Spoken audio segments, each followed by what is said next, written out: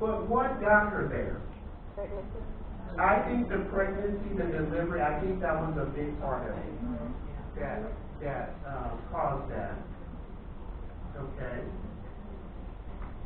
So oral iron is inexpensive and it's very convenient. So ideally, that's probably what we would do, is put her on oral iron.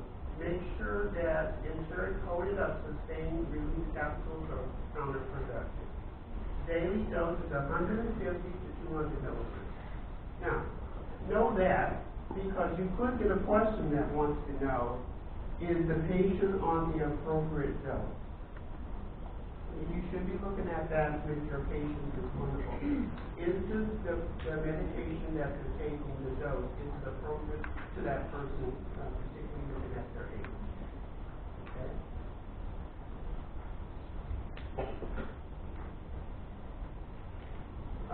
So we just talked about some of the side effects, of course, of iron and heartburn. We talked about constipation. It's then diarrhea as well. But generally, constipation is something to be concerned about. Take an iron with vitamin C or orange juice, which contains so very good. You got to pick up on that. Parenteral iron, there is such a thing. Because iron parenterally is viscous, you want, if you have to give it, you use the Z-track. Does everybody know what that is? Okay. Very good.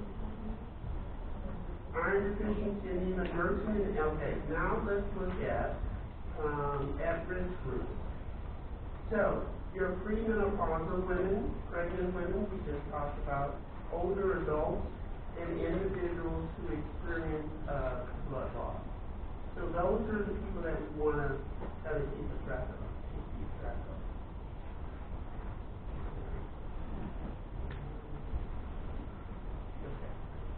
Okay. So teaching, supplemental iron, discuss diagnostic studies. So these are the things they use. When I say look at your role, then look at what it is that you need to do to help that patient. So look at their lab records, okay? And also think about the nursing process when you're learning this stuff, because evaluation, the last aspect of the nursing process, you guys learned about that. That's not stuff. So you got to evaluate. So is the treatment working? Not that we just give it to them. Is it working? Okay. How should KL anemia be treated? Well, I think we can put her on oral. Okay, I think that's going to be safe for her. She has she tells you she can't afford medicine. She has 3 children and her husband is out of work. Her income is barely keeping the household going. So we already said that. What's inexpensive? Oral. Yeah, right.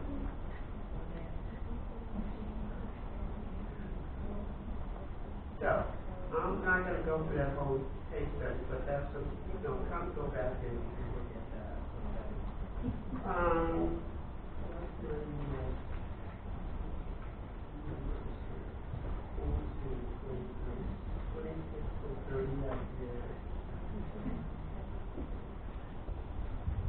I did say 34. Make sure thalassemia is a group of diseases involving inadequate production of normal hemoglobin, results in decreased erythropoiesis. It's common in ethnic groups in the Mediterranean, so that's all you need to know about that. Okay. We're going to skip 35, 36, 37. Again, gives you a little bit more breakdown of that. Moderate anemia in relation to the thalassemia. The patient with thalassemia minor is frequently asymptomatic. So.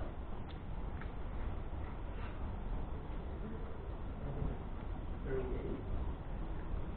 Again, relates to the thalassemia. Just make sure you look at those 3 slides and understand the clinical manifestations. that list that I gave you, okay?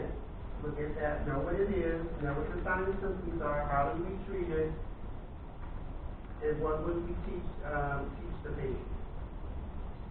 And then you go to 41, I'm going to go to 41, megaloblastic anemia. You see there's a lot of anemia on there. And some of them are very similar. What's the catch-all with this particular anemia? We're looking at the vitamin B12. That's the missing element. So, that's true, is learning the missing element with these particular problems so that you can identify exactly what the issue is and what's missing. Okay. Majority result from deficiency in vitamin B12 and folic acid. So there are these are large, macro means large, and abnormal.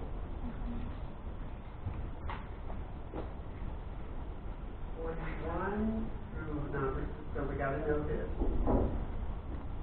Cobalamin is a reflection of the B12. Okay? And when we talk about B12, we're talking about that intrinsic factor. We all have that, the gastric mucosa, your gut. So it's that intrinsic factor that we look at.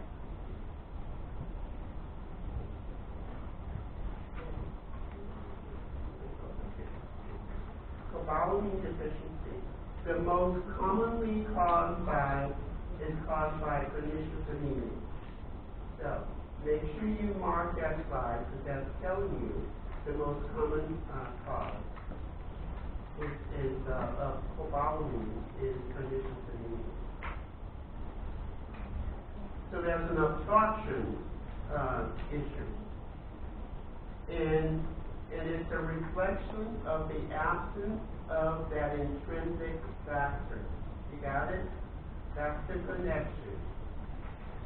So cobalamin, pernicious anemia, absence of that intrinsic factor.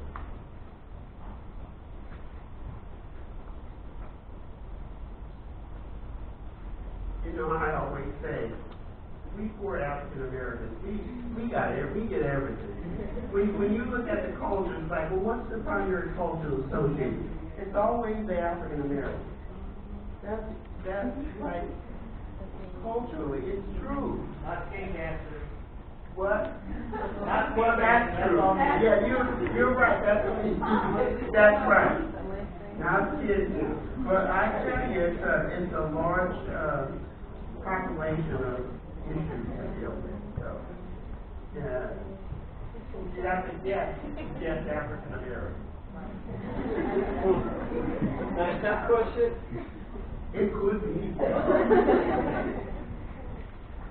could be that. So the cobalamin deficiency can also occur as a result of surgery and some other aspects. Maybe the person smokes, okay? So you could get a deficiency from other factors other than, but what did we say the most common is?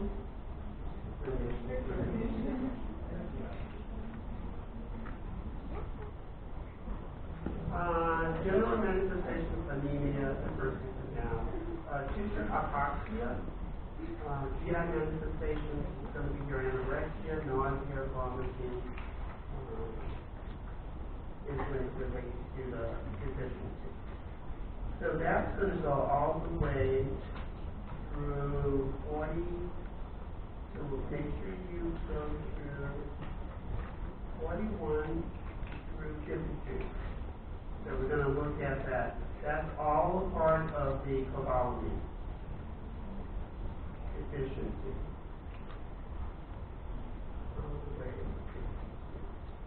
So make sure you look at that, all right? And then we flash is 48, I think. 48.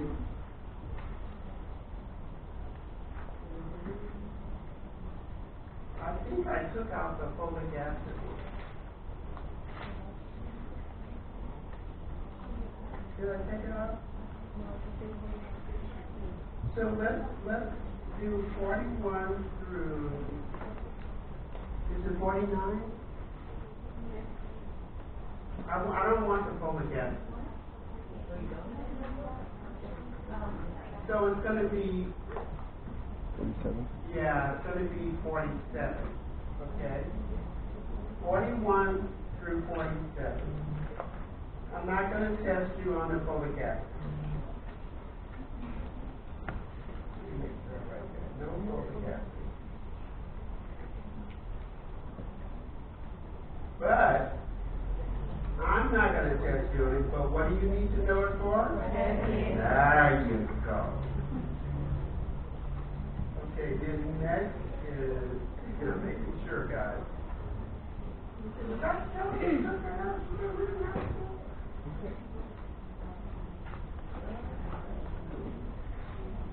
Then the next one, slide is 57 through 73. Let's see what that's about. I'm sorry, guys. This is aplastic anemia. We have to look at that because that's pancytopenia.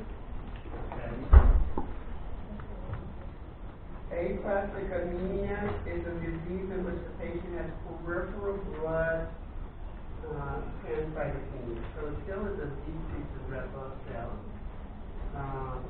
So, in other words, it's looking at it as a whole. We're not just looking at RBC, we're looking at RBCs, so it's a combination thereof. RBCs, WBCs, and then your platelets. Pancytopenia, that's what that relates to. Which could be developed and a cause of maybe the patient has sepsis, which is systemic, and therefore it's causing all of these levels to be decreased. Okay. Aplastic anemia is rare. I'm not going to ask you about number of cases or anything like that.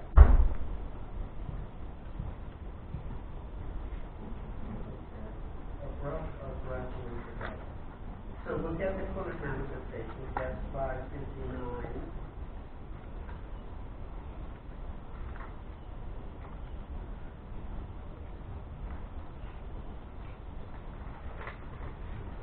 Okay, so that's slide 59. So look at all of the slides that reflect aplastic anemia. And that's going to be, I kind of want to get through this before the break. So, prognosis of severe untreated aplastic anemia is poor.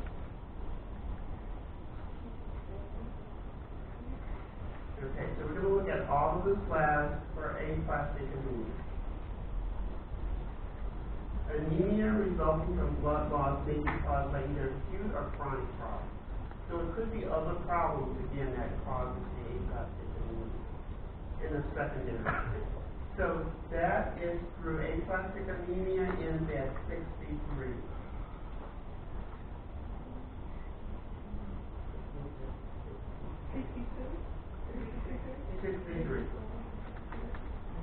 And then 64 goes into acute blood loss overall. So that might be where someone is just losing blood because they're hemorrhaging. Maybe it's a trauma case. Some of your patients who have vehicle accidents, automobile accidents, will probably be considered a trauma patient, and they could have suffered trauma to the point of their hemorrhaging internally. So that's going to require immediate surgery. Okay? Yes? You have an extra slide more than that? No, it's not from 63. Yeah, 63 starts blood loss. Yeah, no, I'm wanting to. So aplastic anemia ends at 63, right? No, that's by blood loss. Yeah, so okay. And then we go into the acute blood loss, which we're talking the patient could go into hypovolemic shock. What is that? That's systemic, yeah. So the blood loss is so bad that the body could go into in a sense, it starts to shut down.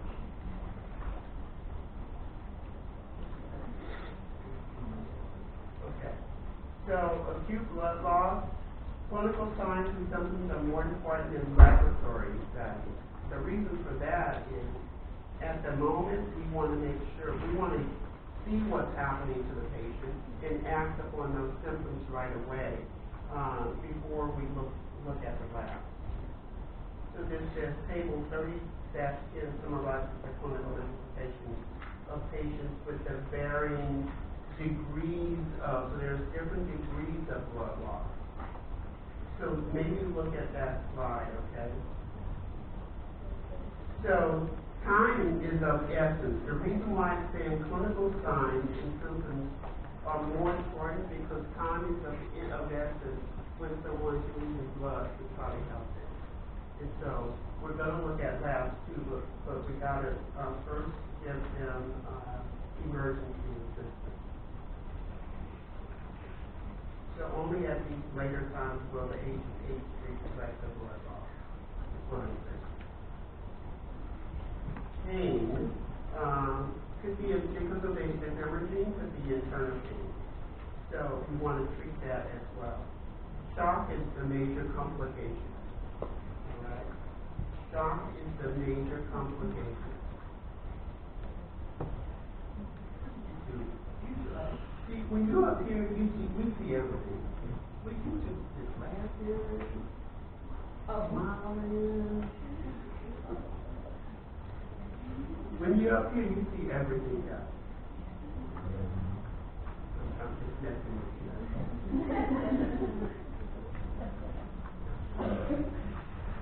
I have a little fun too. Internal hemorrhaging may cause pain that is localized or recurrent. What does that mean? It can be referred to somewhere else in the body. So we want to make sure that we're treating it. 67. Now we want to look at diagnostics. Well, the thing we're concerned about with blood loss is volume. You know, how much. And once plasma volume is replaced, so this patient may require immediate blood transfusion. Okay, so that's what I'm saying. We want to treat first, and then we'll look at these labs. Replacing blood volume I mentioned, identifying source of hemorrhaging, and stopping the blood. So that's what we want to do. So if we're prioritizing care, make sure that's what you replacing the volume. It's going to be number one, and we want to stop the hemorrhaging. Dr. Callahan, I Yes, have sir. a quick question. The first slide, it doesn't list acute blood loss as something. Did I not say it on there? I just want to double check. Should we? Let me go back. Well, I think it's kind of relevant. Yeah. I may have forgotten to put it down there because you want to look at it in terms of because it can relate to so much. Right. But maybe I missed it. I said no anemia of inflammation. I took that out. I took out anemia of chronic disease.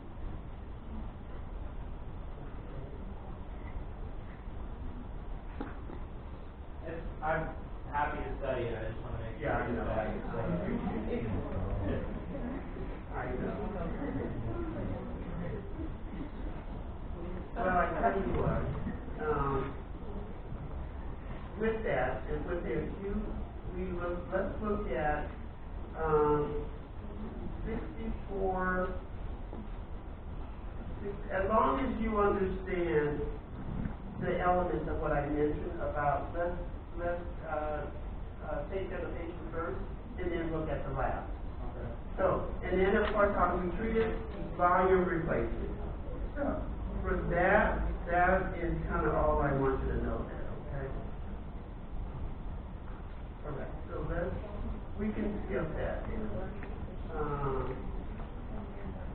And chronic loss is just going to reflect chronic aspects that the patient, so don't worry about that. What about 71? Did I put that in there? Hemolytic anemia. Destruction or hemolysis of RBCs at the rate that exceeds production. So it's a really fast process. Now here, what I want you to know with hemolytic anemia is it's caused by problems intrinsic or extrinsic to the RBC. So slide 71, 71 and 73. Okay? 71 and 73. And then it goes into more for the case study, which I'm not going to do because I want to go into sickle cell. So let's take your break now. I said what? 2:20? Yeah, 10 minutes if you want. 10 minutes. Let's take 10 minutes.